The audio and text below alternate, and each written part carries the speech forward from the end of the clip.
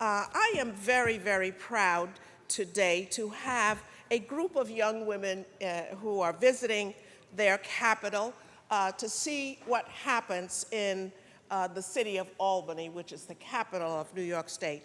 These young women are from what I consider the Women's Building in Brooklyn. It's the YWCA of Brooklyn. So we're joined by those young women who come in and out of that building every day, as many of us who are now in various places in government grew up sort of in that building politically. So this is the next generation of women who are going to be the ones, the leadership group in our state. We're joined by the executive director of the Women's Building, the YWCA of Brooklyn, Martha Campbell, who is the CEO, is here today with us. And we're also happily joined by Yvette Buckner, who is one of the state board members of the YWCA. Thank you, Ms. Buckner, for being with us today. And someone who is just certainly a busy, unbelievably great person who works with these young women and who've brought them here today. Rolanda Telesford is also with us today.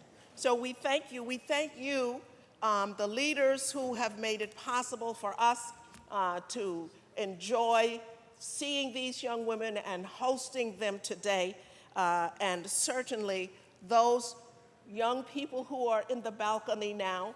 We expect that one day you will be sitting down here on the floor in one of these chairs with your name on the back and the number of your district in front of your desk.